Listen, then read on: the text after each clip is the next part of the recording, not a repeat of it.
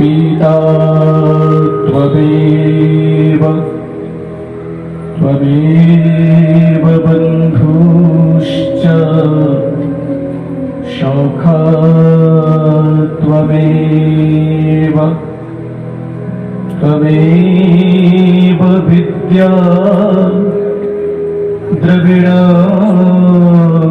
त्वमेव त्वमेव सर्वं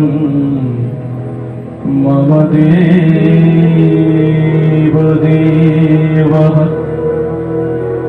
हरिः ओम् तत्सत्। ॐ गुरुर्ब्रह्मा गुरुर्विष्णु गुरुदेव महेश्वर गुरु साक्षात् परं ब्रह्म तस्मै श्री गुरवे नमः। अखण्डमण्डलाकारं व्यक्तं येन चराचरं तत्पदं दर्शितं येन तस्मै श्रीगुरवे नमः।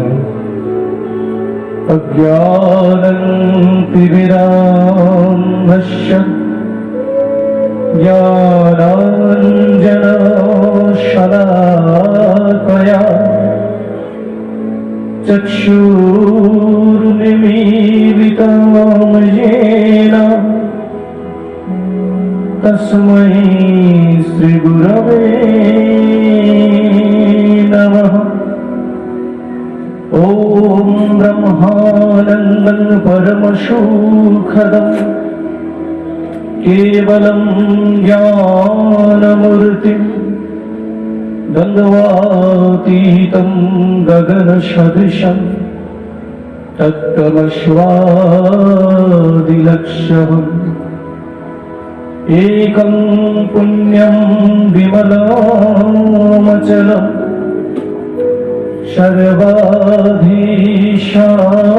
सर्वाधिसाक्षिभूतं भावातीतं त्रिगुणरहितं सद्गुरुं तं नमामि।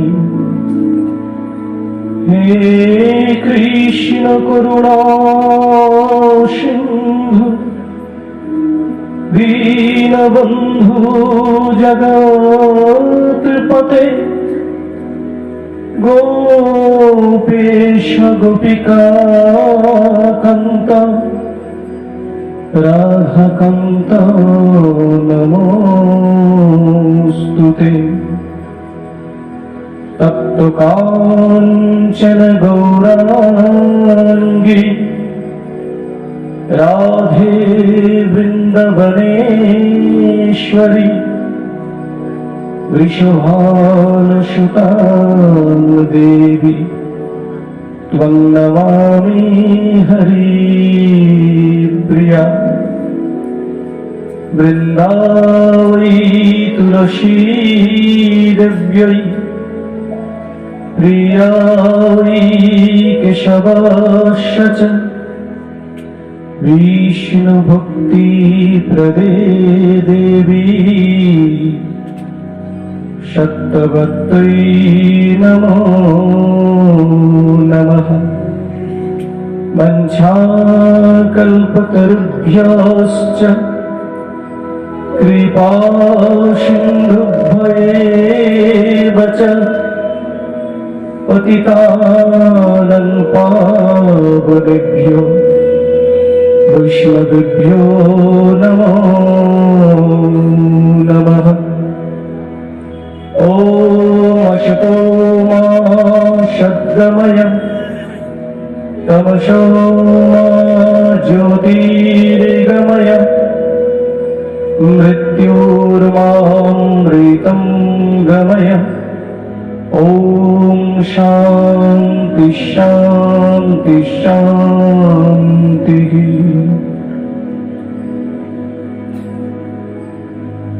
আমাকে অসৎ হইতে সতে লইয়া যাও, আমাকে তমস্যা হইতে জ্যোতিতে লইয়া যাও, আমাকে মৃত্যু হইতে অমৃতে লইয়া যাও। ওম শান্তি শান্তি শান্তি।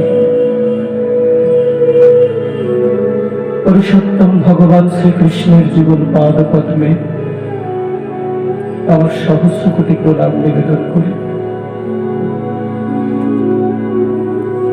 শ্রী শ্রী রাধা মাধবের যুগল পাদ পদ্মে আমার সহস্র কোটি প্রণাম নিবেদন করি। আগত সাধু গুরু বৈষ্ণবদের চরণে আমার সহস্র কোটি প্রণাম নিবেদন করি। আগত ভক্তমণ্ডলী ভক্তিমতী মায়েদের চরণে আমার সহস্র কোটি প্রণাম নিবেদন করি। এই শব্দযন্ত্র যত দূর পর্যন্ত ধ্বনিত হচ্ছে তত দূর পর্যন্ত সমগ্র জীবাত্মার চরণে আমার সহস্র কোটি প্রণাম নিবেদন করি। আজ এই মহতি হরিবাসরে আপনাদের কাছে আমি সন্তান তুল্য, শিশু তুল্য হরি কথা বলার, ভগবানের কথা বলার যোগ্য অধিকারী আমি নই। তবুও এই বাঞ্ছনীয় আচরণ আমাকে সবাই আপনারা ক্ষমা সুন্দর দৃষ্টিতে দেখবেন আশা করি। গতদিন যে পুণ্য পবিত্র তিথি নিত্যানন্দ ত্রয়োদশী, তার পুণ্য লগ্নে ভারতবর্ষের সর্বশ্রেষ্ঠ তীর্থক্ষেত্র এই গঙ্গাসাগরের মাটিতে সাগর চক্ষুল্লবী মন্দির তলায় শ্রী শ্রী রাধা গোবিন্দের যুগল বিগ্রহ প্রতিষ্ঠিত হয়েছে। সঙ্গে আমার গৌরচন্দ্র নিত্যানন্দ মহাপ্রভু এসেছেন। এ আমার আপনার পরম সৌভাগ্য। এখানকার যে সমস্ত কমিটি বৃন্দ তাদের অক্লান্ত পরিশ্রমের ফসল আমরা চাক্ষুষ দর্শন করছি। গতদিন শুনেছিলাম 2005 সাল থেকে সাগর রাধা গোবিন্দ সেবা সঙ্গীর পথ চলা শুরু। তাদের হৃদয়ের অভ্যন্তরে সেই চিন্তা, শুভ চিন্তার বীজ গতদিন নবনির্মিত মন্দির তথা শ্রী বিগ্রহের সেই অঙ্কুর রোপণ করা হয়েছে। একটি বীজ রোপণ করা হয়েছে, একটি উর্বর ভূমিতে সেই সুপ্ত বীজটি আমরা রোপণ করেছি, কিন্তু একে জল দিয়ে বায়ু দিয়ে পরিচর্যা করার দায়িত্ব আপনাদের, আমারও বর্তায়। কারণ আমরা সবাই ভক্ত। ভক্ত যদি ভগবানের বিগ্রহের কাছে নিত্য না আসে, ভগবান দুঃখ পায়, কষ্ট পায়। দীর্ঘ 18 বছরের পরিশ্রমে শ্রী ভগবান আপনাদের কাছে এসেছে, কিন্তু তার কাছে যদি এবারে আমরা নিত্য যাতায়াত না করি, তিনি খুব কষ্ট পাবেন। যে বীজ আপনারা রোপণ করেছেন, আশা করব, শ্রী রাধা মাধবের কাছে প্রার্থনা করব, তাকে ফলবতী করে তুলতে হবে, প্রাণবন্ত করে তুলতে হবে। শুধু এখানকার কমিটির দায়িত্ব নয়, যারা আপনারা সবাই শুনছেন, যারা বসে আছেন এখানে, শুধু তাদেরও নয়। এই শব্দধ্বনির মধ্য দিয়ে যতদূর পর্যন্ত আওয়াজ ধ্বনিত হচ্ছে, ততদূর পর্যন্ত সমগ্র ভক্তের উদ্দেশ্যে বলছি, এ দায়িত্ব আপনাদের নিতে হবে। তা না হলে সত্যি সত্যি ভগবান খুব কষ্ট পাবে। তিনি 18 বছরের আকুল আহ্বানে সাড়া দিয়ে আপনাদের কাছে এসেছেন, কিন্তু যদি আপনাদের কাছে এসে অবাঞ্ছিত হয়, যদি পরিচর্যা না পায়, তাহলে সে কি থাকতে পারবে? ভগবানের বাস তো সর্বদা ভক্তের হৃদয়ে। সে যদি ভক্ত দর্শন না করতে পারে, তাহলে সে খুব কষ্ট পাবে। তাই আমার গীতা পাঠের প্রবচনের পূর্বে এতদ অঞ্চলের সমস্ত ভক্তমণ্ডলী, বিশেষত ভক্তিমতী মায়েদের উদ্দেশ্যে আমার একান্ত প্রার্থনা, একান্ত অনুরোধ, আপনারা এই চারা গাছটিকে বড় করুন, ফুলে ফলে ভরে উঠুক, শাখা প্রশাখা বিস্তার করুক। গতদিন এখানে সাগর দ্বীপের অনেক তারকা মণ্ডলী এসেছিলেন, বলেওছেন সত্যি তাকে ফলবতী করে তুলতে হবে। প্রতিষ্ঠা করা অর্থাৎ সৃষ্টি করা সহজ, পালন করা এত সহজ নয়। এটা তো সবেমাত্র আপনাদের ভক্তি আন্দোলনের একটা শুরু। একে বড় করে তুলতে হবে আপনাদের নিজেদের দায়িত্ব। কেউ এই মন্দিরকে, এই শ্রী বিগ্রহকে পর বলে মনে করবেন না। ভগবান কি কারণ পর হয়? সবার, আমাদের সবার। শ্রীকৃষ্ণ আমাদের জীবনের জীবন স্বরূপ। কৃষ্ণ হৃদয় থেকে চলে গেলে সেই হৃদয়ের মন্দির হয় না। আমাদের প্রত্যেকের হৃদয়ে, প্রত্যেক জীবের হৃদয়ে ভগবানের বাস। তো এই মন্দির তলারূপ শরীরের মধ্যে ভগবান শ্রীকৃষ্ণ জীবন স্বরূপে প্রতিষ্ঠিত হয়েছেন, তাকে প্রাণ প্রতিষ্ঠা করা হয়েছে।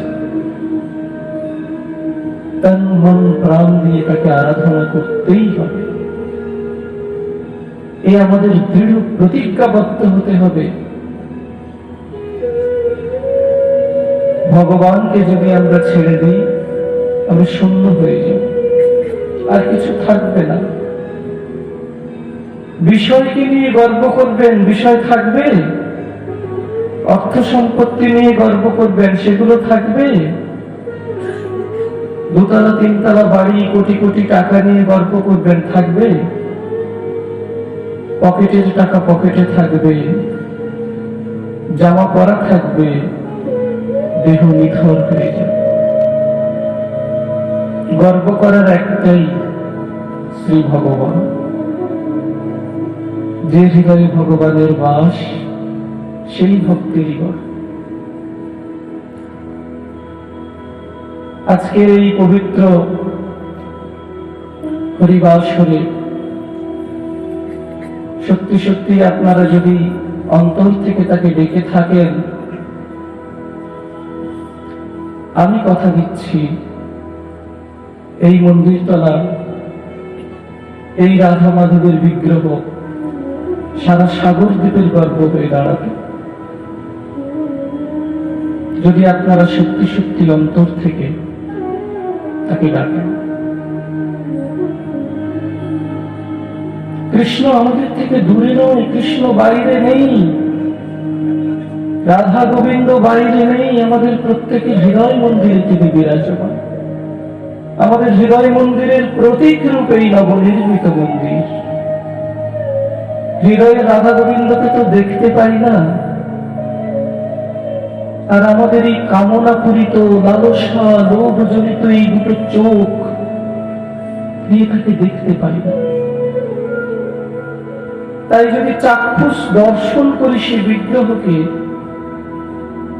তাহলে আমাদের মতো পাপী তাপী অপরাধীর হৃদয়ে যদি একটু ভক্তি জমে, সেটুকুই আমাদের কাজ।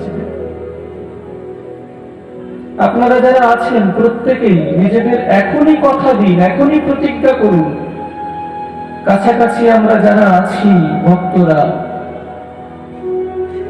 প্রতিদিন সকালে এবং সন্ধ্যায় ভজন না করতে পারি, এসে সেই বিগ্রহকে দর্শন করে তো প্রণাম করে তো যেতে পারি, পারি তো? এটা করতে হবে, আজ থেকেই করতে হবে।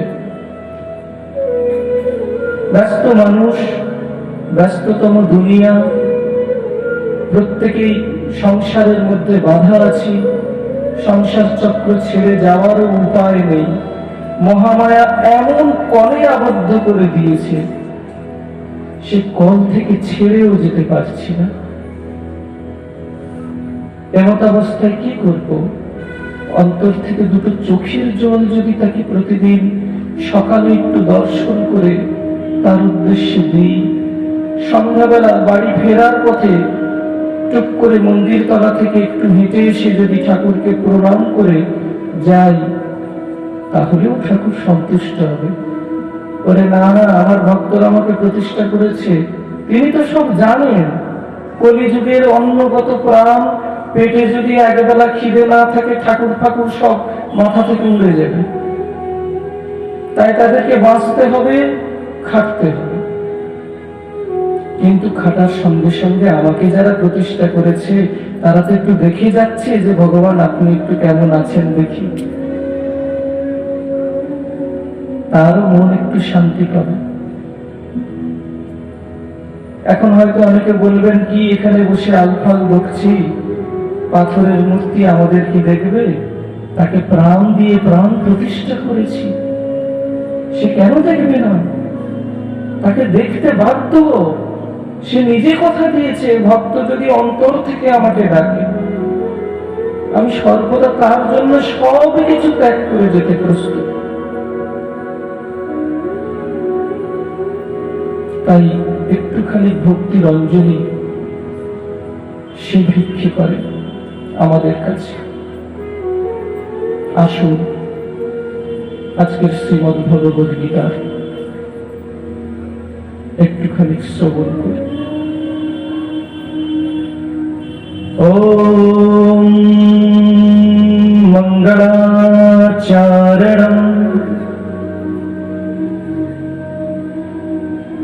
ওম পার্থায় প্রতিবোধিতম भगवता नारायणेन स्वयं व्यासेन ग्रथितां पुराणमुनिना मध्ये महाभारतम्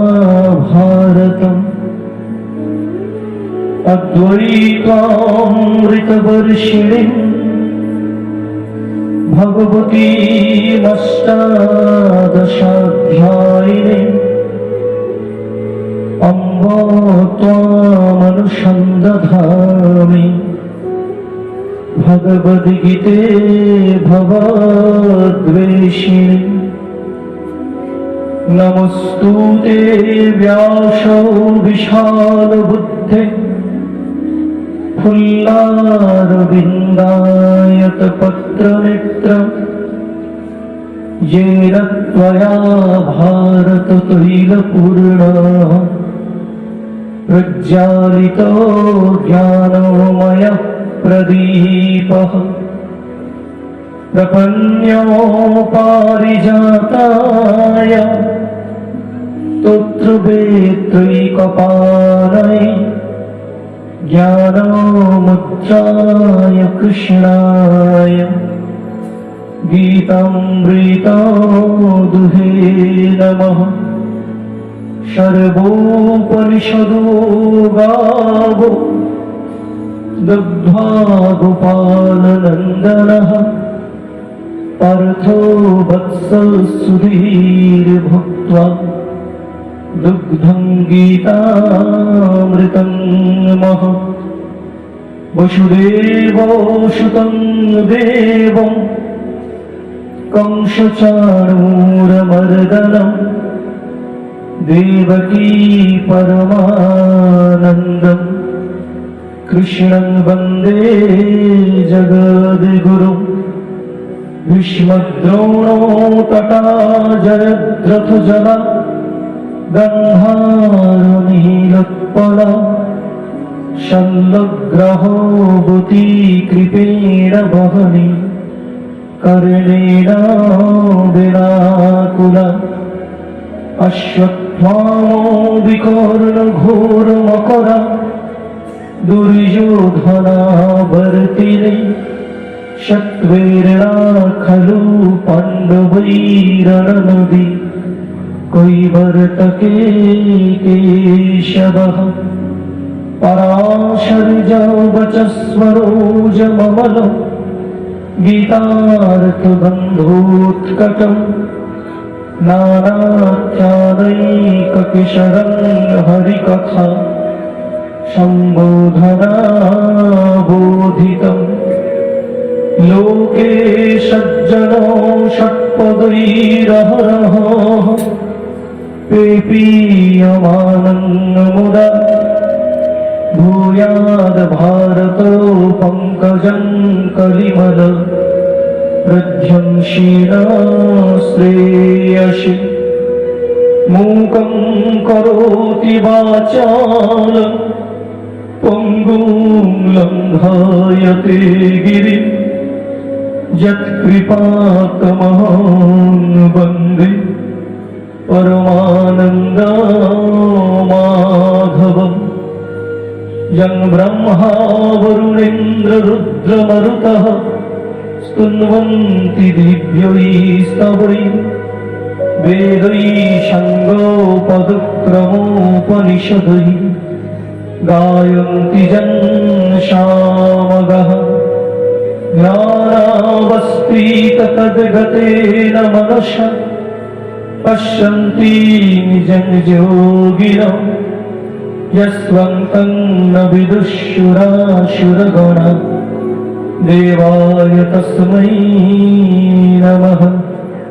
हरिः ओम तत्सत्। हरिः ओम तत्सत्। हरिः ओम तत्सत्। बोले वृंदावन बिहारी लाल की, बोले परमेश्वर भगवान श्री कृष्ण की, बोले श्रीमती राधा रानी की जय। नित्यानंद महाप्रभु की जय, श्री कृष्ण चैतन्य महाप्रभु की जय, मंदिर तला श्री राधा गोविंद मंदिर की जय, समवेत भक्त मंडली की जय, श्रीमद् भगवद गीता की जय, जय निताई गुरु गौर प्रेमानंदे हरि हरि।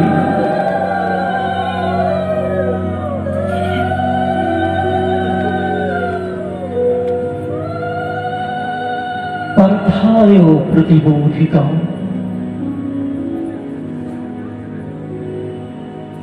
কি বলা হচ্ছে মঙ্গলাচরণে? পার্থকে প্রতিবোধিত করার জন্য। পার্থকে অর্জুন, কেন তাকে পার্থ বলা হলো? পৃথার পুত্র, পৃথার পুত্র তাই পার্থ। পৃথা মানে কুন্তী দেবীর আরেক নাম। অর্জুনকে প্রতিবোধিত করার জন্য ভগবতা নারায়ণেন স্বয়ং, ভগবান নারায়ণ নিজে ব্যাসেন গ্রথিতাম, ব্যাসের দ্বারা রচিত পুরাণ মুনিনা, যিনি পুরাণ কথিত মুনি সেই ব্যাস, মধ্যে মহাভারত, মহাভারতের মধ্যে কি রচনা করলেন? অদ্বৈত অমৃত বর্ষিণী, অদ্বৈত অমৃতকে বর্ষণ করেছেন। ভগবতী অষ্টাদশাধ্যায়, অষ্টাদশ অধ্যায় সংযুক্ত ভগবতীকে মহাভারতের মধ্যে তিনি নামিয়ে এনেছেন। কে সেই ভগবতী? গীতা মাতা বলছে, অম্ব হে মা, তাও অনুসন্ধানী, তোমার কি অনুসন্ধান করছি? হে ভগবদ গীতে ভবদ্বেষিণী, এই যে ভব সংসার, এই যে তোমার বিদ্যা এমন, ভগবদ গীতার বিদ্যা এমন যা কিনা শিখলেই ভব সংসার পার হয়ে যাওয়ার রাস্তা পেয়ে যাবে। এই ভবদ্বেষিণী। আচ্ছা বলুন, মহাভারতের যুগে অর্জুন কি কম বুদ্ধিমান ছিলেন? অর্জুন যদি কম বুদ্ধিমান হতো তাহলে তাকে ভারতবর্ষের শ্রেষ্ঠ ধনুর্ধর আখ্যা দেয়া হতো না। তাহলে অর্জুন নিশ্চয়ই বুদ্ধিমান, তো তাকে আবার প্রতিবোধিত করব কেন? শুধু বোধিতাম বলেনি, বলেছে প্রতিবোধিতাম। তার যে ভেতরের জ্ঞান, যে বোধ, তাকে প্রতিবোধিত করছে অর্জুনকে। আমরাও নিজেদেরকে বোকা বলতে স্বীকার করি না, আমরাও নিজেদেরকে বুদ্ধিমান বলেই মনে করি। অহং যাবে কোথায়? শরীর যতদিন থাকবে এই অহং থাকবে। অর্জুন নিজেকে বুদ্ধিমান মনে করেছে। সেই বুদ্ধিমানকে প্রতিবোধিত করতে হয়েছে, কারণ বুদ্ধিমানও বাস্তবের মাটিতে সম্মুখীন হলে কাবু হয়ে যায়, যা অর্জুনের হয়েছে। কুরুক্ষেত্রের যুদ্ধ ভূমিতে যখন সে দেখছে তারই নিজের পিতামহের বিরুদ্ধে যুদ্ধ, তারই নিজের গুরুদেবের বিরুদ্ধে যুদ্ধ, তারই নিজের 100 ভাই দুর্যোধন, দুঃশাসন, দুঃশল, বিকর্ম, এদের বিরুদ্ধে যুদ্ধ, বুদ্ধিমান শ্রেষ্ঠ ধনুর্ধর অর্জুন পর্যন্ত বিমর্ষ হয়ে গেছে। মুখে আমরা অনেক কথা বলি, কিন্তু বাস্তবের মাটিতে তাকে নামিয়ে আনা এত সহজ নয়। তাকে আনতে গেলে আমাদের হৃদয় মন্দিরে সেই ভগবান শ্রীকৃষ্ণকে প্রতিষ্ঠা করতে হবে, যে কিনা আমাদের মতো অর্জুনকে গীতারূপ মার্গদর্শন করে এগিয়ে নিয়ে চলবে আমাদের জীবন পথে। তাই পার্থকে প্রতিবোধিত করতে হয়েছে। আমি আশা করব আমরা প্রত্যেকেই ভক্ত, আমাদের প্রত্যেকের কাছে একটি করে গীতা থাকা উচিত। এখানে কতজনের কাছে আছে?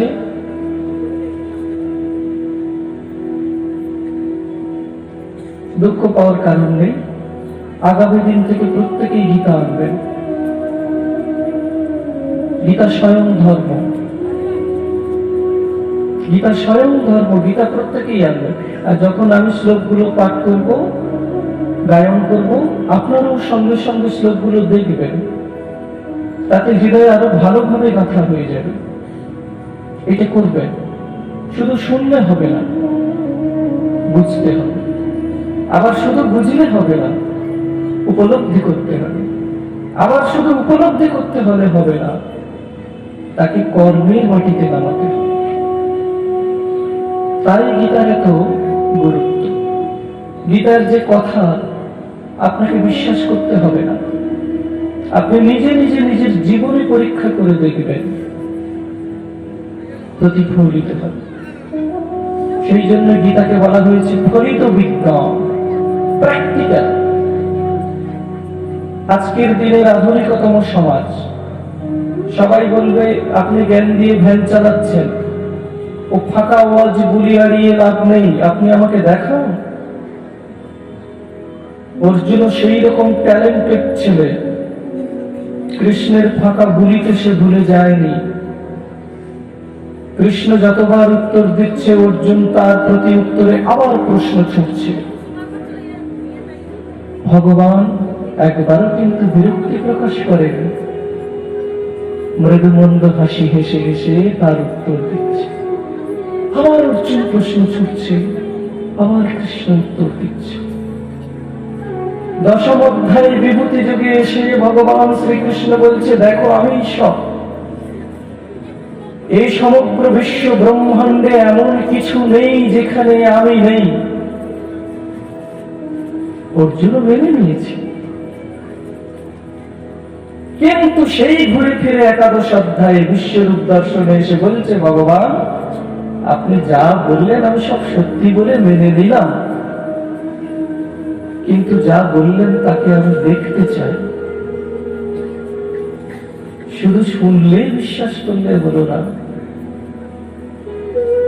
সেই ছাত্র যে দেখতে চাইছে, প্রত্যক্ষ করতে চাইছে, সেও তেমন গুরু। দেখিয়ে দিলেন নিজের বিশ্বরূপ, নিজের বিরাট রূপ। তবে তার জন্য অর্জুনকে এই পাপজনিত চক্ষে দেখা যায়নি। শ্রীকৃষ্ণ আগে তাকে দিব্য চক্ষু প্রদান করেন। কেন? এই যে কাম, ক্রোধ, লোভ, মোহ, ষড়ঋতু দিয়ে তৈরি, পঞ্চভূত দিয়ে তৈরি, এটা জড়, এটা বিনাশী, অবিনাশী নয়। এই চোখ দিয়ে, বিনাশের চোখ দিয়ে অবিনাশীকে কখনো দর্শন করা যাবে না।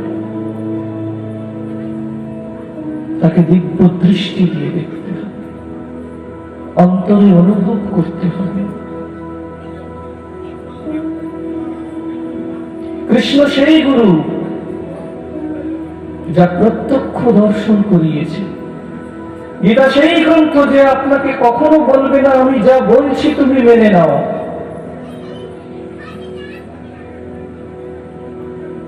অর্জুনকে 18টি অধ্যায় ধরে উপদেশ দিতেই গেল, দিতেই থাকল। কৃষ্ণ একবারও বলেনি অর্জুন আমি যা বলছি তা তুমি মেনে নাও। অষ্টাদশ অধ্যায় পুরো উপদেশ দিয়ে অর্জুনকে বলল, অর্জুন যথেচ্ছসি তথা কুরু, তোমার এবারে যেটা ইচ্ছা তুমি করো, সিদ্ধান্ত তুমি নাও। আমরা কি করি বলুন তো? আমাদের নিজেদের সমস্যা নিয়ে চারিদিকে কাঁদতে থাকি এবং এমন গুরুর কাছে যাই সে কিনা আমার এই সন্তোষ বিধানের মতো উত্তর দেবে। আমি যে উত্তরটা চাই সেটা আমাকে দেবে। আমাদের ভেতরে একটা প্রজেকশন মেশিন বসানো আছে। সমস্যায় পড়লেই সঙ্গে সঙ্গে আমাদের ভেতরে অনেক রকম উত্তরের কল্পনা তৈরি হয়ে যায়, কিন্তু নিজে আবার বোকামিটা করি, ওরে বাবা এগুলো ঠিক হবে না বলে মনে হয়। আমি সেই গুরুর কাছে যাই যেগুলো আমার মনোনীত উত্তরটি দেবে। কৃষ্ণ সেই গুরু নয়, কৃষ্ণ নিরপেক্ষবাদী, যা সত্য তাই তো, তাই গীতার এত মাহাত্ম্য।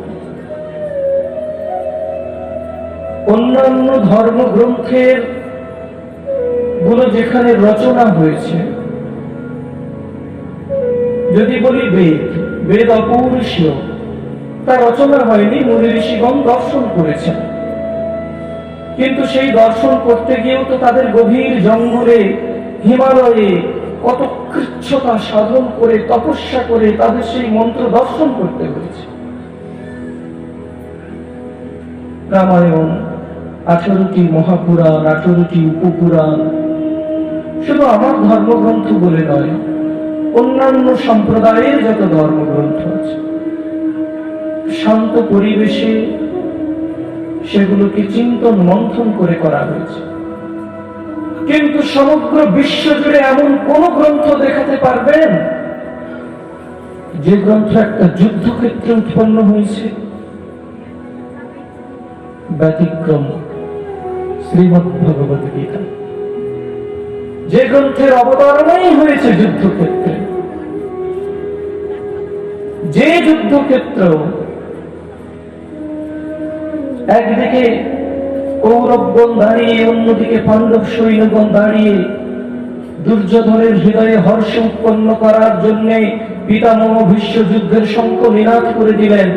সঙ্গে সঙ্গে অপর পক্ষ থেকে পঞ্চ পাণ্ডবদের শঙ্খ বাদিত হল। সিগন্যাল দুদিক থেকে হয়ে গেছে। বর্ডার মধ্যখানে ভারত পাকিস্তানের যুদ্ধ শুরু হবে। ঠিক এমন সময়ে অর্জুনের মনে হঠাৎ প্রশ্ন, হে ভগবান, কাদের কাদের সঙ্গে আমাকে যুদ্ধ করতে হবে আমি একটিবার দেখতে চাই। অর্জুন কি করছে? একেবারে গান্ডীব তুলে নিয়ে বলছে, একেবারে যুদ্ধের মৌসুম, শঙ্করধ্বনি হয়ে গেছে, মানে কি আর দেরি করা চলবে না। কিন্তু এক ঝলকের মধ্যেই আমাকে দেখে নিতে হবে, হে ভগবান, কারা কারা আমার বিরুদ্ধে যুদ্ধ করতে এসেছে আমি একটিবার শুধু দেখতে চাই। আমার বিরুদ্ধে দাঁড়ানোর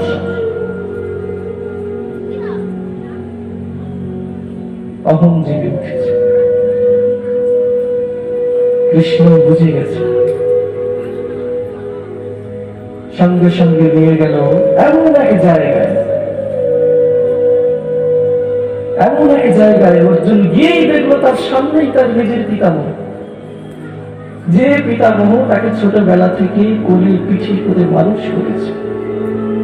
উদ্যোগ পর্বের একটি জায়গায় আছে। ভগবান অর্জুন বিশ্বকে কখনো পিতামহ বলে ডাকতো না, ছোটবেলায় পিতা বলে ডাকত। ছোটবেলা থেকে পিতৃহারা, তাই বিশ্ব অর্জুনকে ছেলের মতো করেই মানুষ করেছে। তো সেই পিতৃতুল্য পিতামহ আপনার সব থেকে ভালোবাসার, কাছের ভালোবাসার মানুষ যদি আপনার সামনে সব থেকে বেশি শত্রু হয়ে দাঁড়ায়, কি করবেন সেই মুহূর্তে বলুন? আজকের সমাজে কি তাই হচ্ছে না? বিশেষত যুবক যুবতীদের মধ্যে দেখুন, এ তো প্রেম নয়, ক্ষণিকের মোহ। ফোনে ফোনে কথা হলো, তারে আমি চোখে দেখিনি, অল্প অল্প তার কথা শুনে ভালোবেসে ফেলেছি। কি মন উড়ে চলে গেল। ফোনে ফোনে কথা হলো, ভালোবাসা হলো, দেখা হলো, কিছুদিন রমণ হলো, তারপরে ইচ্ছে আর জাগলো। হয়তো কেউ কেউ বিবাহ করে ফেললো, সংসারের জাতাকলে পড়ে বলছে আই ওয়ান্ট টু ডিভোর্স।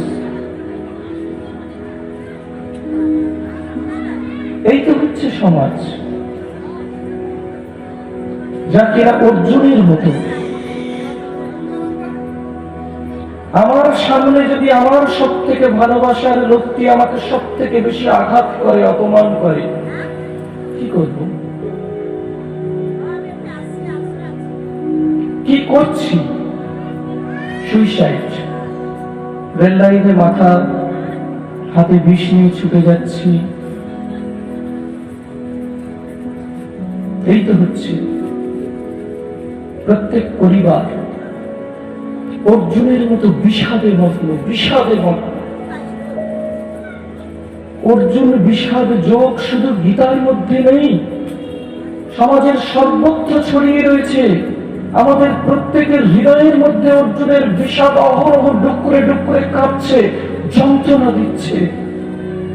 আমরা বুঝতে পারি, যদি বুঝতাম তাহলে গীতাকে আপন করে নিতাম। অর্জুনের যে কি যন্ত্রণা তা যদি বুঝতাম, আমাদের যন্ত্রণার সঙ্গে মেলানোর চেষ্টা করতাম, তাহলে বুঝতাম অর্জুন কোন জায়গায় দাঁড়িয়েছে, আমরাও সেই একই জায়গায় দাঁড়িয়ে আছি। অর্জুন দেখছে তারই প্রিয়তম পিতামহ তার বিরুদ্ধে যুদ্ধে দাঁড়িয়ে। অর্জুন দেখছে তারই প্রিয়তম গুরুদেব দ্রোণাচার্য, যে গুরুদেব অর্জুনকে কথা দিয়েছে আমি তোমাকে বিশ্বের শ্রেষ্ঠ ধনুর্ধর বানাবো, আর সেই কথা রাখতে গিয়ে একলব্যের মতো একটি প্রতিভাকে অন্যায় ভাবে নষ্ট করে দিয়েছে, শুধুমাত্র অর্জুনকে ভালোবাসায়। সেই গুরু শিষ্যের কি নিতেমন ভালোবাসা, আর আজ সেই ভালোবাসা শত্রুতায় দাঁড়িয়ে গেল। বলুন, আপনার গুরুদেব যদি আপনার সামনে যুদ্ধে এসে দাঁড়ায়, যুদ্ধ করবেন তো? আপনার সব থেকে ভালোবাসার মানুষটা যদি আপনার সামনে যুদ্ধ করতে দাঁড়ায়, আপনি করবেন তো? ছেড়ে দিলাম দুর্যোধন, দুঃশাসন, দুঃশলের কথা, ভাবুন তো পিতামহর কথা, ভাবুন তো গুরুদেবের কথা। অর্জুন ভেবেছে, আর অর্জুন ভেবেছে বলেই তার সমস্ত শরীর কম্পিত হচ্ছে, হাত থেকে গান্ডীব ধনুকটা খসে পড়ছে, সমস্ত দেহে ঘর্মবিন্দুতে ভরে উঠেছে, মুখ শুকিয়ে যাচ্ছে। সে ঠিক ঠিক দাঁড়িয়ে থাকতে পারছে না, বলছে ভগবান আমি যুদ্ধ করতে পারবো না। আমি কিভাবে আমার পিতামহের বিরুদ্ধে যুদ্ধ করব? আমি কিভাবে আমার গুরুদেবের বিরুদ্ধে বানের দ্বারা যুদ্ধ করব? আমার দ্বারা সম্ভব নয়।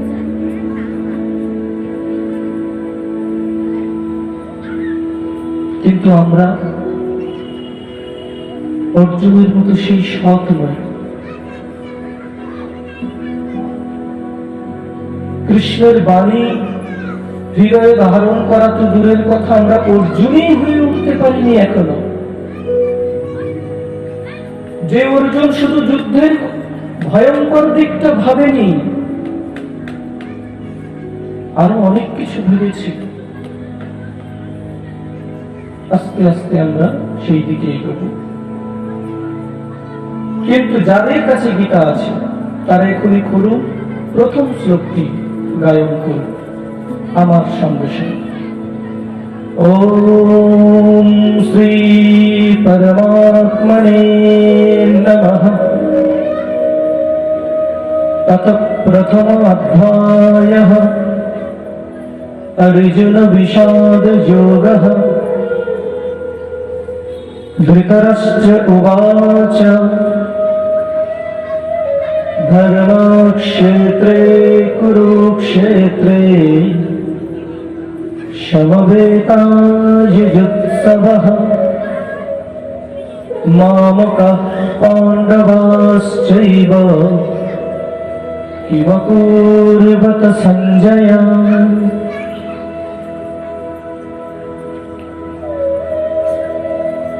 গীতার প্রথম শ্লোক কাকে দিয়ে শুরু? ধৃতরাষ্ট্রকে দিয়ে। কে ধৃতরাষ্ট্র? কে ধৃতরাষ্ট্র? হস্তিনাপুরের কার্যকরী রাজা, হস্তিনাপুরের অরিজিনাল রাজা নয়, ভারপ্রাপ্ত শিক্ষক, কার্যকরী রাজা, যার রাজত্বের উপরে কোনো অধিকারই নেই, সে ধারণ করেছে ধৃতরাষ্ট্র, ধৃতরাষ্ট্র যে রাষ্ট্রকে ধারণ করে আছে।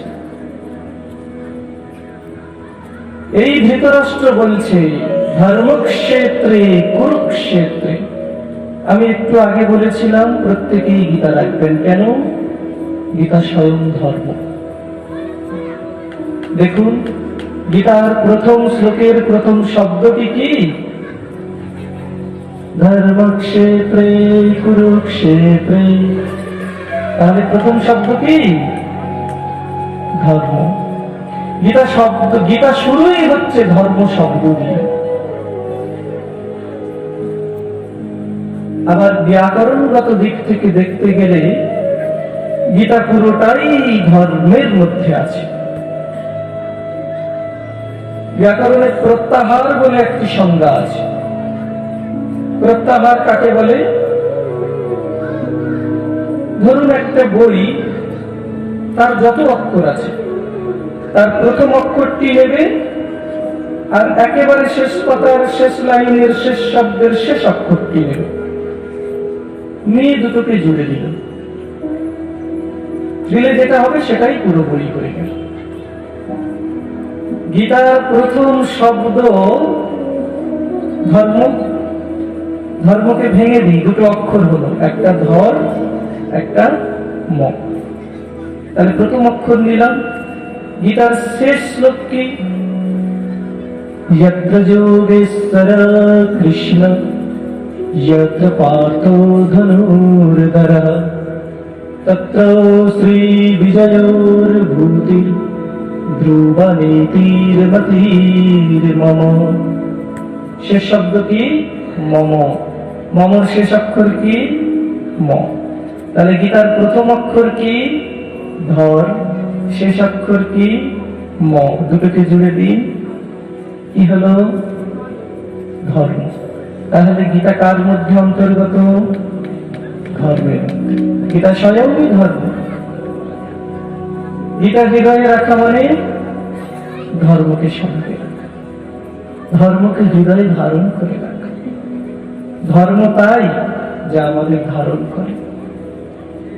গতদিন একজন মাস্টারমশাই বলছিলেন ধর্মের সংজ্ঞা দিতে গিয়ে, অনেকগুলো সত্যি অনেক সংজ্ঞা আছে ধর্মের, কিন্তু ভক্ত ধ্রুব ধর্মের যে সংজ্ঞা দিচ্ছে, যে ধর্ম তাই যা আমাদেরকে নিম্নগামী করে না,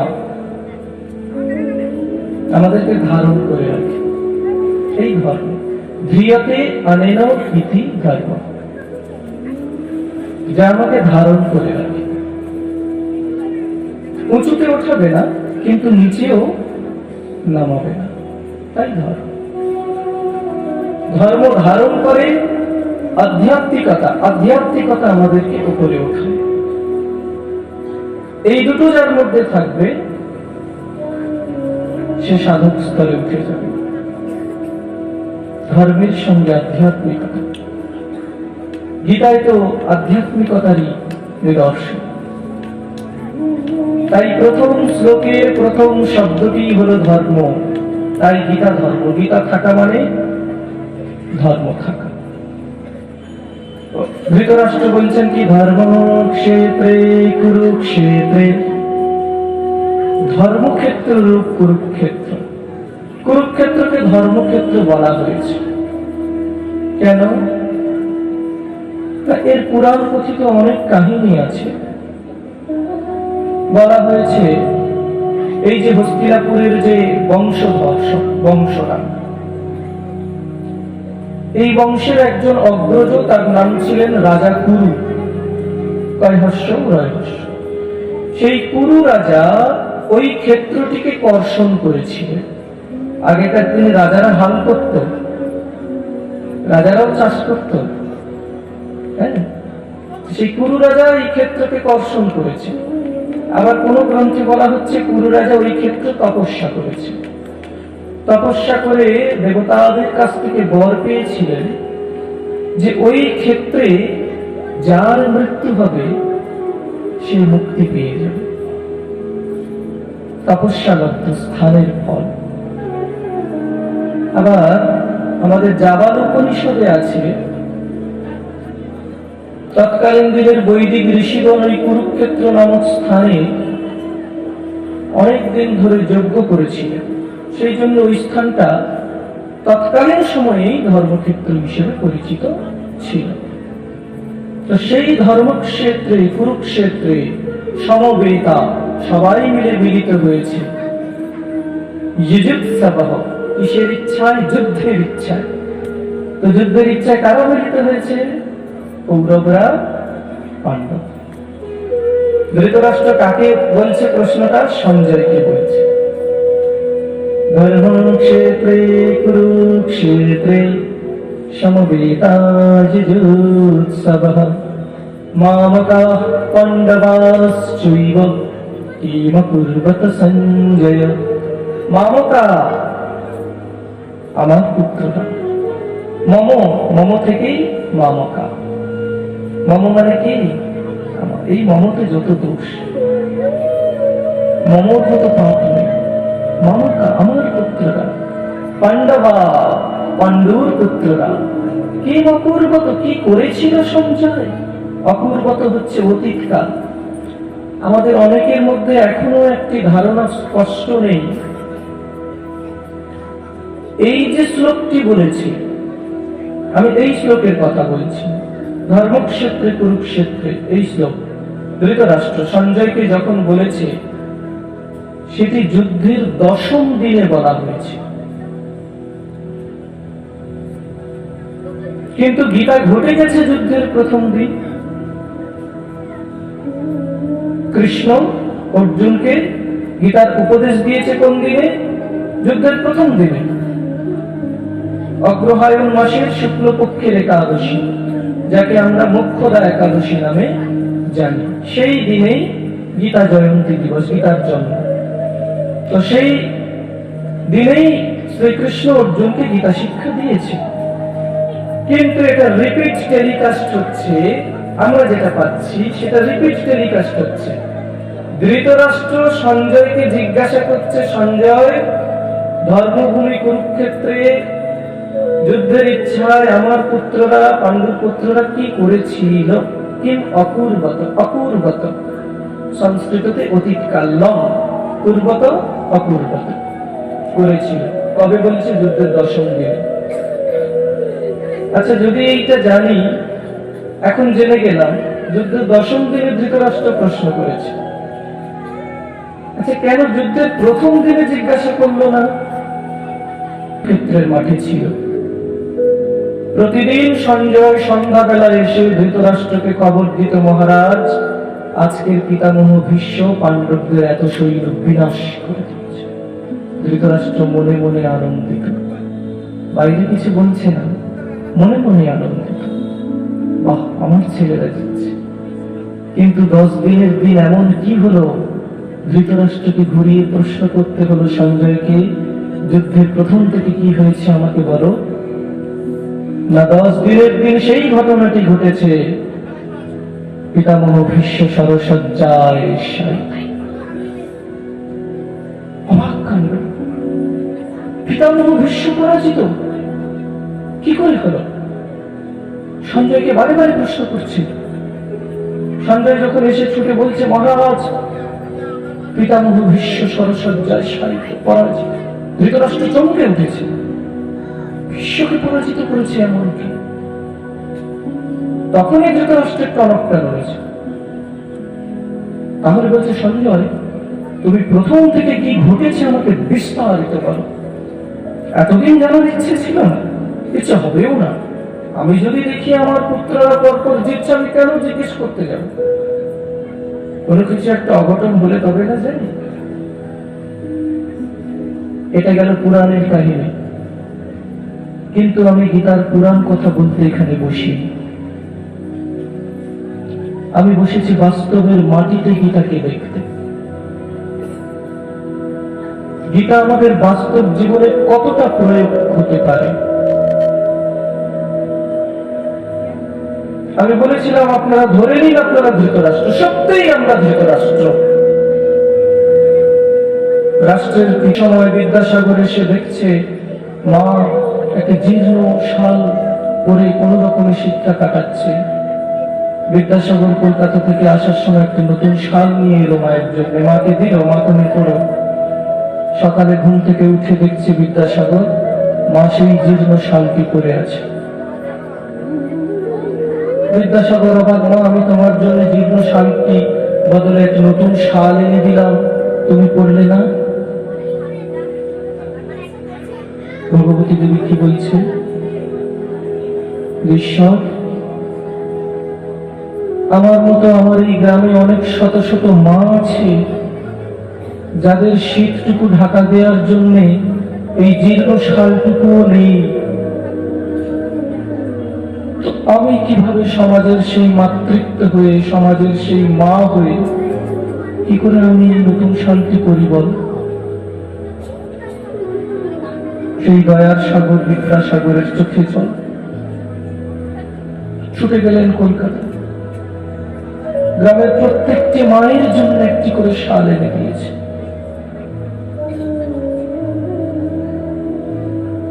তাহলে মা কি শিক্ষা দিল? এডুকেশনে আছে একজন মা 100 জন শিক্ষকের সমান। তো মা যদি ভালো হয় ছেলে ভালো হতে বাধ্য।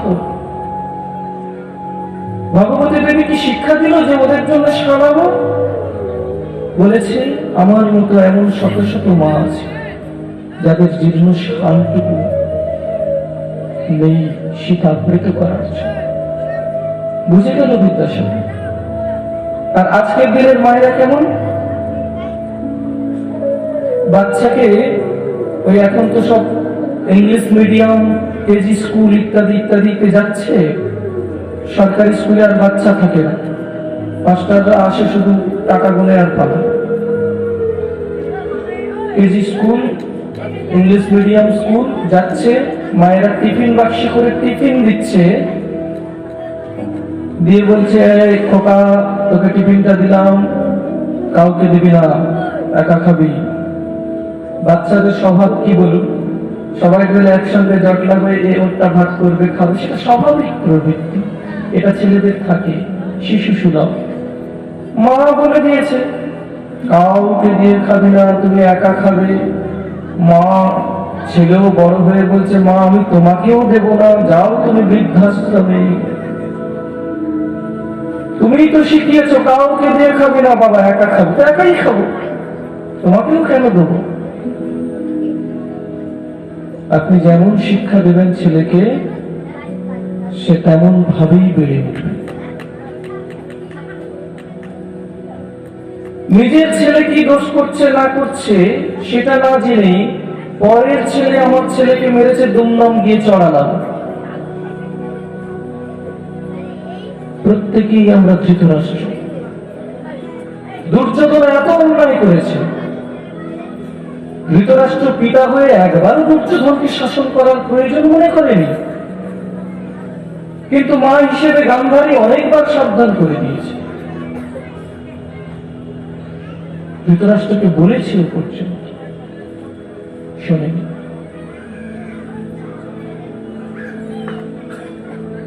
আমাদের পিতামাতাকে দৃষ্টি রাখতে হবে। এই যে বলল মামকা পাণ্ডবা আসতে, ধৃতরাষ্ট্র বলে দিল আমার পুত্ররাই, আমাতেই তো যত গন্ডগোল। আচ্ছা ভাবুন, আমরা খুব সহজেই বলে দিই কুরুক্ষেত্রে কাদের যুদ্ধ? কৌরবদের সঙ্গে পাণ্ডবদের। আচ্ছা কখনো ভেবে দেখেছি কৌরব কাকে বলে, পাণ্ডব কাকে বলে? কৌরব কাদের বলবো? কুরু বংশজাত যারা কৌরব। তাহলে কুরু বংশের মধ্যে কি অর্জুন নেই, যুধিষ্ঠির নেই, পাণ্ডু নেই? তাহলে তাদেরকে আলাদা ভাবে কেন পাণ্ডব বলবো? তারা কেন কৌরব নয়? হয়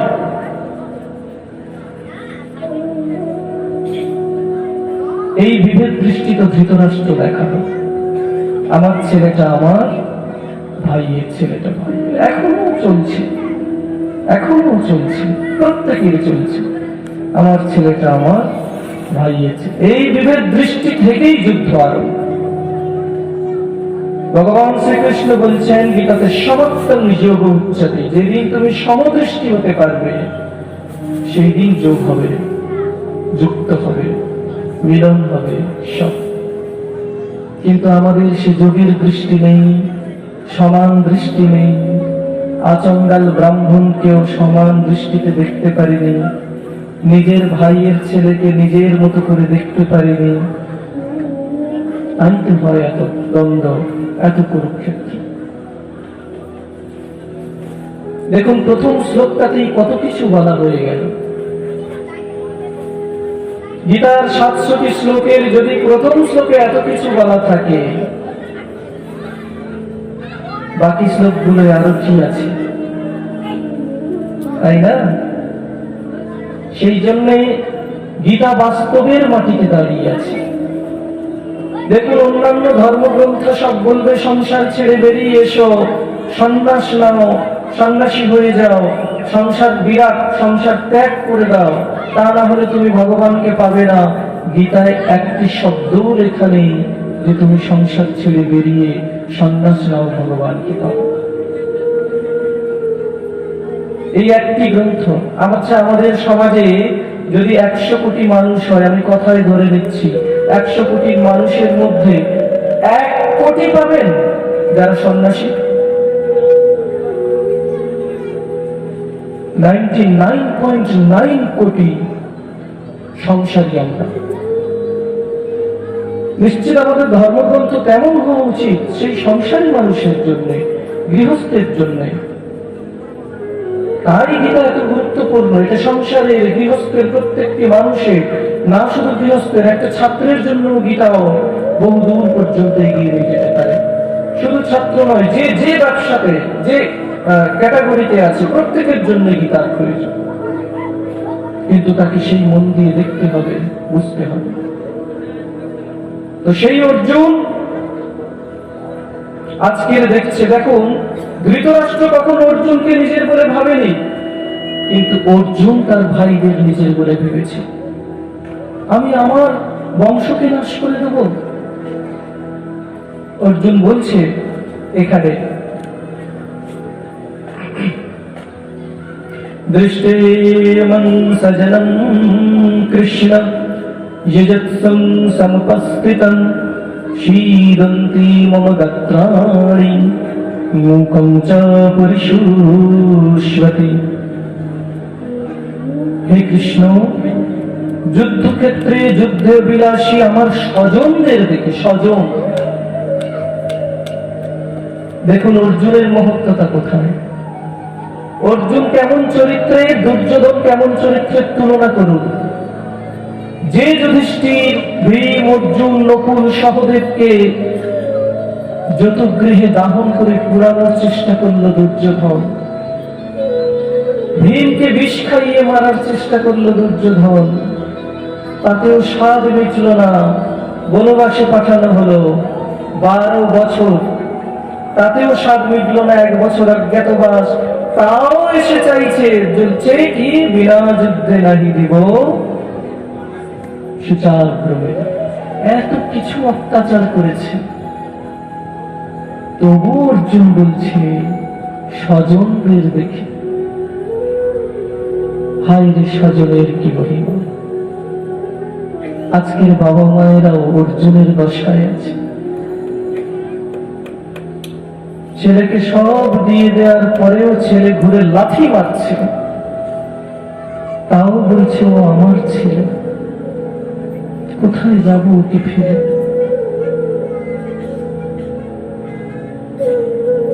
অর্জুন সেই কথা বলছে, স্বজনদের বিরুদ্ধে যুদ্ধ করব,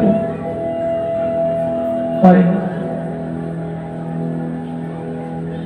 আমার সমস্ত শরীর কম্পিত, শিরন্তি মমদাত্রা, বিমর্ষ হয়ে পড়ছে।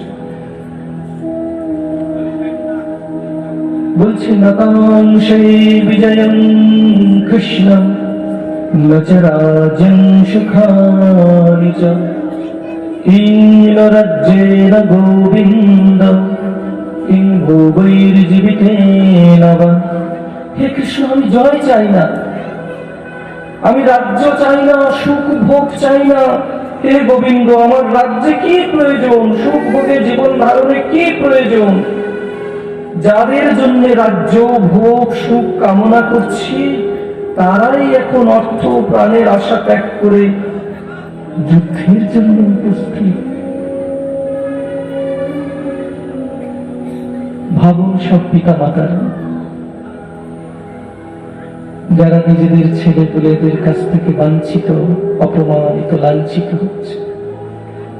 এই দুটো শ্লোক কি আপনাদের বিবেককে ঘা দিচ্ছে না? অর্জুন কি বলছে? আমি রাজ্য চাই না, জয় চাই না, সুখ ভোগ চাই না। কেন না, যাদের জন্য আমি যুদ্ধ করছি, করতে যাব, করেছি এতদিন, তারাই এখন অর্থের নেশায় প্রাণের আশা ত্যাগ করে আমার বিরুদ্ধে যুদ্ধ করছে। ভাবুন, আপনি যুদ্ধ করেছিলেন কার জন্যে?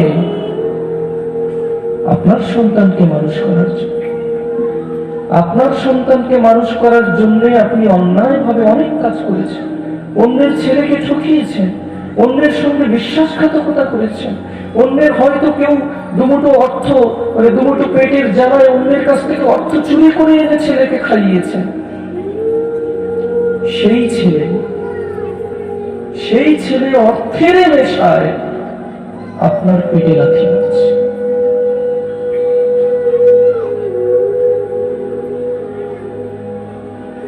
কিন্তু আপনারা বলুন, আপনি কি কখনো মা হয়ে ছেলের বিরুদ্ধে যুদ্ধ করবেন? মায়ের মাতৃত্বের সমান তো কিছু নেই।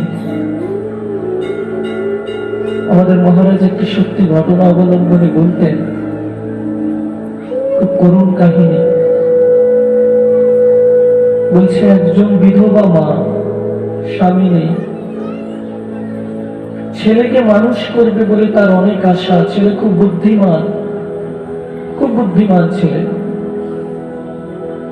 বড় হবে, 10-এর একজন হবে, মানুষ হবে। ছেলেও প্রতিটি ক্লাসে ফার্স্ট হচ্ছে, প্রথম হচ্ছে।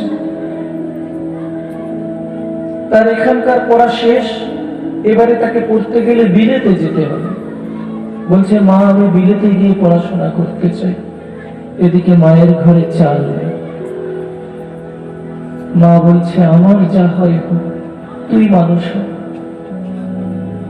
যে বাবুর বাড়িতে ঝিগিরি খাটত, সেই বাবুর বাড়ি থেকে টাকা ধার করে এনে ছেলেকে দিল, যা তুই মানুষ হ, বিলাতে যা।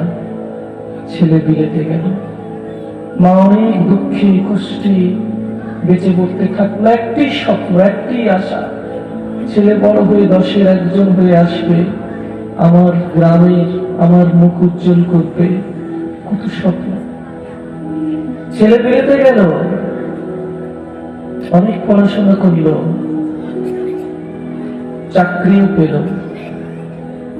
কিন্তু চাকরির সঙ্গে সঙ্গে অন্য একটা চাকরি পেল, জীবন সঙ্গিনী বেছে নিল। বিলেতে লিজা, ফিজা এইসব নাম। কোন এক লিজার সঙ্গে তার প্রণয় হয়ে গেল। লিজা বলছে, তুমি আমাকে ভালোবাসো? হ্যাঁ, আই লাভ ইউ।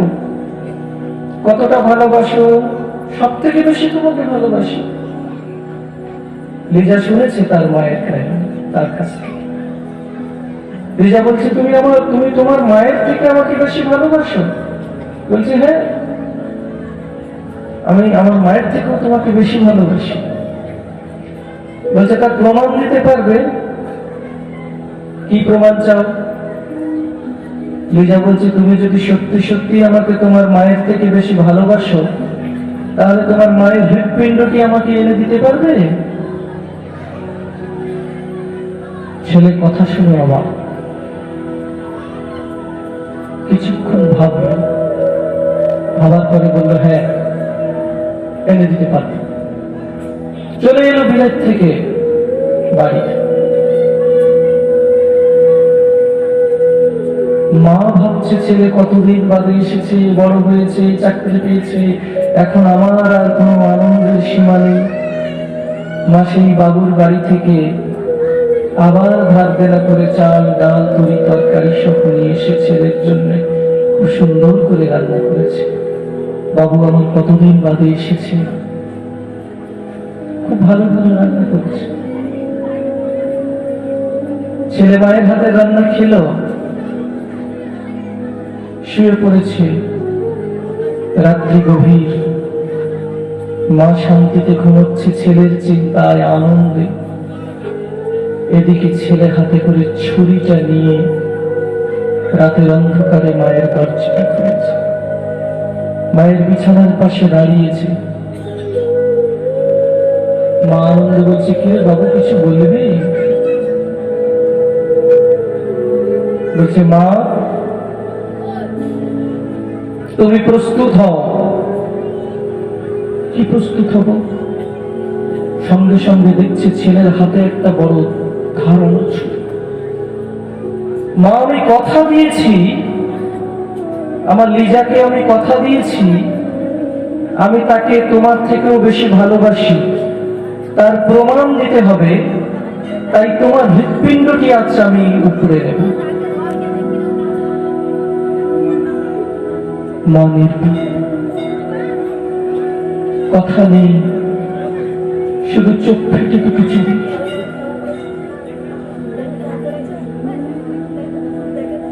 ছেলে নিষ্ঠুর হয়ে মায়ের বুকে একেবারে ছুরিটা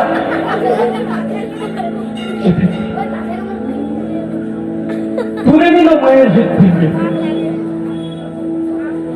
হৃৎপিণ্ডটি নিয়ে ছেলেটি দৌড়ে যাচ্ছে চৌকাঠ থেকে।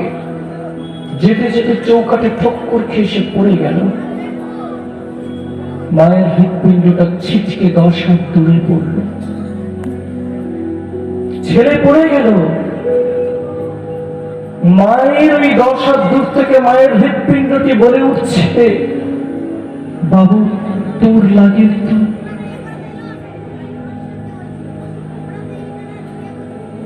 এই হলো মা, যে তার নিজের জীবনকে শেষ করে দিয়ে ছেলেকে মানুষ করে।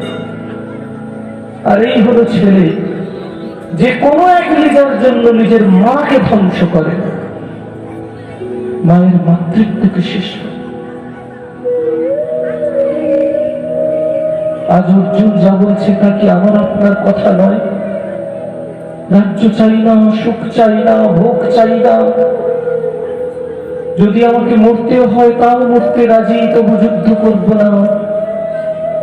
যদি বৃদ্ধাশ্রমে যেতে হয় তাও রাজি, আমার ছেলেটা সুখে থাকুক। তাই তো হচ্ছে।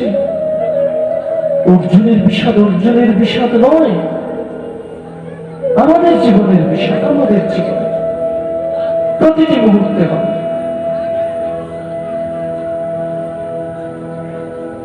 তাই এই জীবন থেকে মুক্তি পেতে গেলে ভগবত গীতা রূপী মায়ের দ্বারে আসতে হবে। ভগবত গীতা রূপী মায়ের দ্বারে আমাদের আসতেই হবে।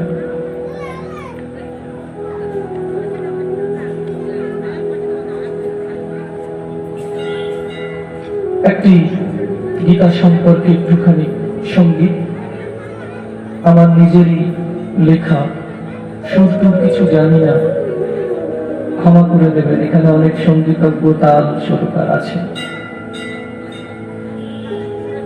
নিজের লেখা অন্তর থেকে।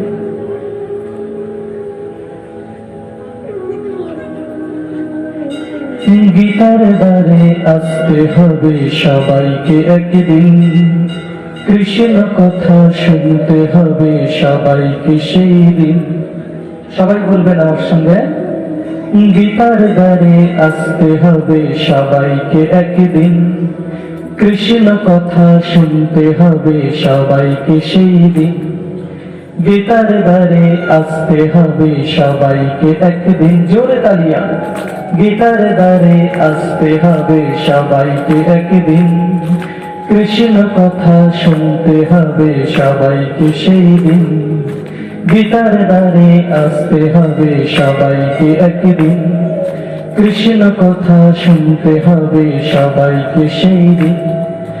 জীবনের যুদ্ধে চলবো সবাই, সবাই ন্যায়ের পথে, গান্ডীবধারী হয়ে সবাই উঠবো কৌপিক ধ্বজে। জীবনের যুদ্ধে চলবো সেদিন সবাই ন্যায়ের পথে, গান্ডীবধারী হয়ে সবাই উঠবো কৌপিক ধ্বজে। কবে হবে ভগবান সারথি আমাদের, আশায় আশায় গুণী দিন। গীতার দ্বারে আসতে হবে সবাইকে একদিন, কৃষ্ণ কথা শুনতে হবে সবাইকে সেই দিন। গীতার দ্বারে আসতে হবে সবাইকে একদিন, কৃষ্ণ কথা শুনতে হবে সবাইকে সেই দিন। দুর্যোধনার শকুনির ছল চলবে আর কতদিন, গীতার বাণী সাড়া দেবে অন্তরেতে যেদিন। দুর্যোধনার শকুনির ছল চলবে আর কতদিন, গীতার বাণী সাড়া দেবে অন্তরেতে যেদিন। সেদিন আসবে কবে যাবে অর্জুন হব, আশায় আশায় গুণী দিন। গীতার দ্বারে আসতে হবে সবাইকে একদিন, কৃষ্ণ কথা শুনতে হবে সবাইকে সেই দিন। সবাই জোরে জোরে বলুন আর তালে দিন। গীতার দ্বারে আসতে হবে সবাইকে একদিন, কৃষ্ণ কথা শুনতে হবে সবাইকে সেই দিন। গীতার দ্বারে আসতে হবে, কৃষ্ণ কথা শুনতে হবে সবাইকে সেই দিন। অন্ধকারময় জীবনে আবার আলোয় উঠবে ভোরে, গীতার আলো সবার হৃদয় যাবে স্পর্শ করে। অন্ধকারময় জীবনে আবার আলোয় উঠবে ভোরে, গীতার আলো সবার হৃদয় যাবে স্পর্শ করে। কবে চলবো সবাই মিলে গীতার পথে, আশায় আশায় গুণী দিন। গীতার দ্বারে আসতে হবে সবাইকে একদিন, কৃষ্ণ কথা শুনতে হবে সবাইকে সেই দিন। গীতার দ্বারে আসতে হবে সবাইকে একদিন, কৃষ্ণ কথা শুনতে হবে সবাইকে সেই দিন। গীতার দ্বারে আসতে হবে সবাইকে একদিন, কৃষ্ণ কথা শুনতে হবে সবাইকে সেই দিন। জয় জয় নিতাই গুরু গৌর প্রেমানন্দে, হরি হরি বল। অর্জুন বলছেন, হে কৃষ্ণ, এই যে স্বজন বধে প্রাণের আশা ত্যাগ করে যারা যুদ্ধের জন্য উপস্থিত, তারা কারা? আমারই আচার্যগণ, আমারই পিতৃব্যগণ, পুত্রগণ, পিতামহগণ, মাতুলগণ, শ্বশুরগণ, পৌত্রগণ, শ্যালকগণ সবাই উপস্থিত হয়েছে। হে মধুসূদন, আমাকে বধ করতে উদ্যত হলে অথবা এই ত্রিলোকের রাজ্যের জন্যও আমি এদের বধ করতে চাই না। অতএব পৃথিবীর রাজত্বের তো কথাই নেই। সেই অর্জুন, যার নিজের ভাইরা তাকে এত কষ্ট দিয়েছে, যন্ত্রণা দিয়েছে, তবু তাদের বিরুদ্ধে সে যুদ্ধ করবে না, তাদের জন্য সবকিছু ত্যাগ করতে প্রস্তুত। 7:30 ভাবুন, আমরা কি অর্জুন হয়েছি না দুর্যোধন হয়েছি? আমাদের ভাইয়ের সঙ্গে ঝগড়া হলে কি এরকম বলবো, না ভাই এ সম্পত্তির দরকার নেই, তুই নে? হ্যাঁ, বলবো? আর উল্টে ওর নামে কেস করবো, দেখে নি তোর কত আছে আমার কত আছে। এই যে দাম্ভিকতা, এই তোর কত আর আমার কত করতে করতে ভেতরের কালো কাঠচক্রের উকিলটা সব খেয়ে নেবে, আমাদের ভার শূন্য হয়ে যাবে, নিরাই গুল হরি গুল হয়ে যাবে। এই তো হয় লোক কামনা বাসনা, আমরা যা চাই তা বরং আরো বেশি বেশি করে নিয়ে নেয়। আর কৃষ্ণের মাধ্যমে, এই বিষাদের মাধ্যমে, যেদিন আমার জীবনে না বিষাদ আসবে ততদিন পর্যন্ত অন্তর থেকে ভগবানকে ডাকতে পারবো না। তাই তো জীবনের বিষাদ আনতেই হবে। তাই তো গীতার প্রথম অধ্যায় অর্জুন বিষাদ যোগ, এটাকে বুঝুন। আপনি কতটা বিষাদে আছেন সেটা বুঝুন। একজন মানুষ যদি জানতে পারে তার ক্যান্সার হয়েছে এবং সেটা প্রথম স্টেজ, সঙ্গে সঙ্গে ডাক্তারের কাছে ছুটল, তার বাঁচার আকুতি আছে। আমরা কি বুঝতে পারছি না আমাদের চরিত্রে ক্যান্সার ধরে গেছে? আমরা কি বুঝতে পারছি না আমরা পরপর দুর্যোধনের মতো হয়ে যাচ্ছি? লোভ, কামনা, বাসনা রূপ এই ষড়ঋপু আমাদেরকে ক্রমশ গ্রাস করছে। দিন রাত ঘুমোতে পারছি না, অর্থের চিন্তা, কামনা, লালসা রাত্রে দিন আমাদেরকে দগ্ধ করছে। সব জেনেও চুপ করে বসে থাকবো? কখনো কৃষ্ণের মতো ভগবানের কাছে কি যেতে পারবো না? আমি জানি আমার চরিত্রে ঘুম ধরে গেছে। ঘুমটা সারানোর জন্য একজনই আছে, ভগবান শ্রীকৃষ্ণ। অর্জুন জেনেছে তার ঘুম ধরে গেছে, তার বিষাদ হয়েছে, তাই ভগবানের কাছে গিয়ে বলছে, শিষ্যস্তেহং স্বাধী মাং ত্বং প্রপন্যম। বলছে কি, কর্পণ্য দোষোপহত স্বভাবঃ পৃচ্ছামি তং ধর্ম সংমূঢ়চেতঃ যৎসেয়ঃসন্নিশ্চিতং ব্রূহি তন্মে শিষ্যস্তেহং স্বাধী মাং ত্বং প্রপন্যম। হে ভগবান, আমার এই বুদ্ধিটা কার্পণ্য দোষে অভিভূত। কার্পণ মানে কি? কৃপণতা। আমাদের মন সংকীর্ণ হয়ে গেছে, কৃপণ হয়ে গেছে, এত কৃপণ। আজ থেকে যদি 20-25 বছর আগে যাই, যারা আমার বয়স্ক মা বাবারা আছেন, তৎকালীন দিনে আপনাদের ছোটবেলা দেখুন তো, ভাইয়ের, দাদার ছেলে, কাকার ছেলে, জ্যাঠার ছেলে সব একসঙ্গে এক ফ্যামিলিতে বড় হয়েছে। তখন একত্র ফ্যামিলি ছিল, এক একটা ফ্যামিলিতে প্রতিদিন 25 জন 30 জনের হাড়ি বসত, একসঙ্গে বড় হয়ে কি মজা।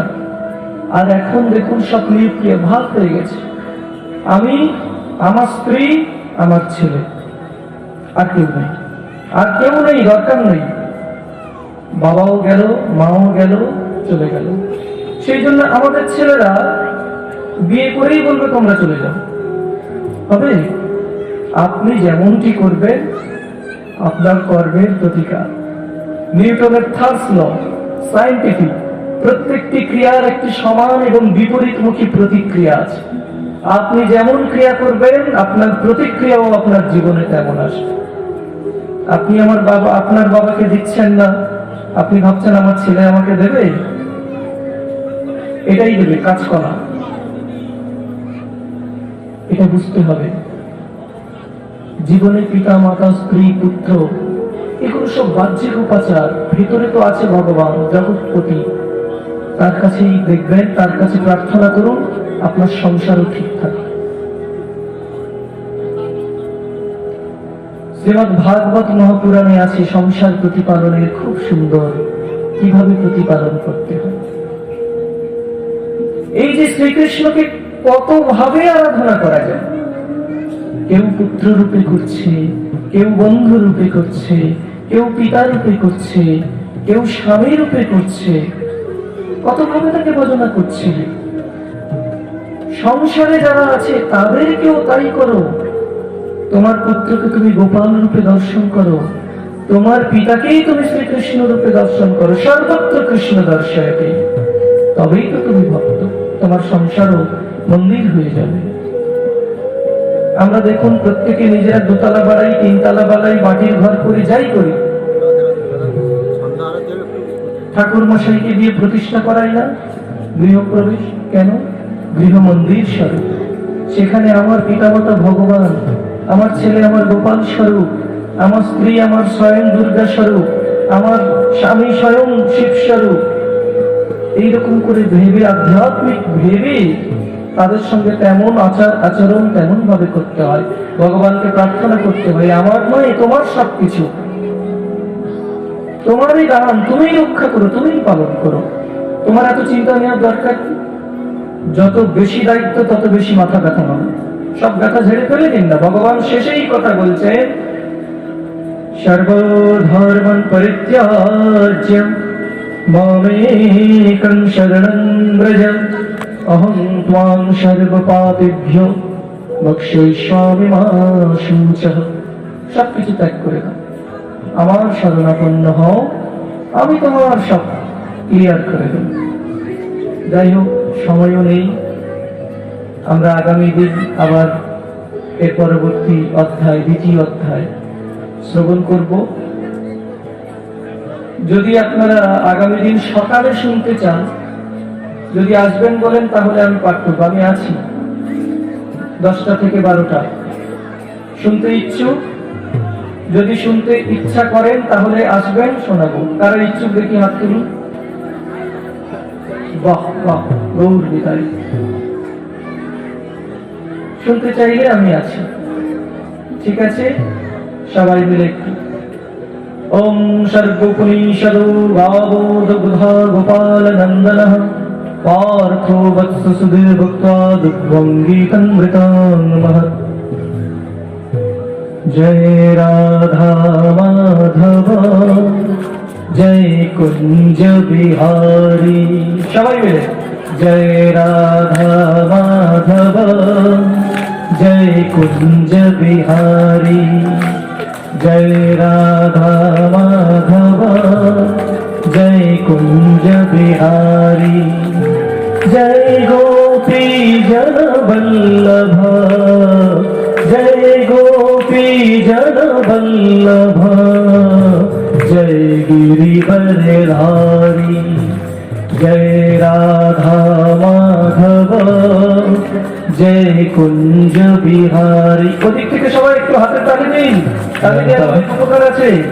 জয় রাধা মাধব জয় কুঞ্জ বিহারী, যশোদানন্দন ভজ জনরঞ্জন, যশোদানন্দন ব্রজ জনরঞ্জন, যশোদানন্দন ব্রজ জনরঞ্জন, যশোদানন্দন ব্রজ জনরঞ্জন, যমুনা তীরে বনচারী, জয় রাধা মাধব জয় কুঞ্জ বিহারী। হরে কৃষ্ণ কৃষ্ণ কৃষ্ণ হরে হরে, হরে রাম রাম রাম হরে হরে, হরে কৃষ্ণ কৃষ্ণ কৃষ্ণ হরে হরে, হরে রাম রাম রাম হরে হরে, হরে কৃষ্ণ কৃষ্ণ কৃষ্ণ হরে হরে, হরে রাম রাম রাম হরে হরে, হরে কৃষ্ণ কৃষ্ণ কৃষ্ণ হরে হরে, হরে রাম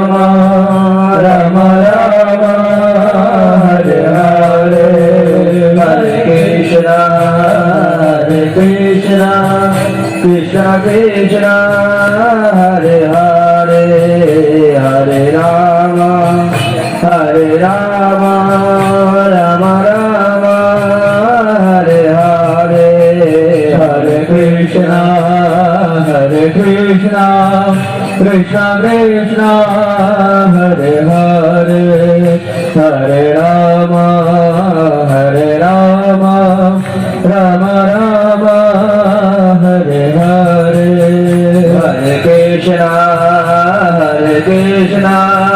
কৃষ্ণ কৃষ্ণ হরে হরে হরে রাম হরে রাম রাম হরে হরে হরে কৃষ্ণ কৃষ্ণ কৃষ্ণ হরে হরে হরে রাম রাম রাম হরে হরে जय जय निताई गुरु गौर प्रेमानंदे हरि देव जय बोल वृंदावन बिहारी लाल की जय हो जय श्रीमती राधा रानी की जय हो जय वृंदा तुलसी महारानी की जय हो जय वृंदावन धाम की जय हो जय नवद्वीप धाम की जय हो जय श्री कृष्ण चैतन्य महाप्रभु की जय हो जय नित्यानंद महाप्रभु की जय हो जय श्रीमद् भागवत महापुराण की जय हो जय श्रीमद् भगवद गीता की जय सनातन धर्म की जय पुरुषोत्तम भगवान श्री कृष्ण की जय गुरु गौर प्रेमानंदे ओम प्रियतां पुंडरीकस्म सर्वजगद्विश्वरूपरि तस्मिन् तुष्ट जगत्तुष्टं प्रणीते प्रणीतं जगत् एतद् शुभाशुभ कर्म फलं श्रीकृष्णार्पणमस्तु।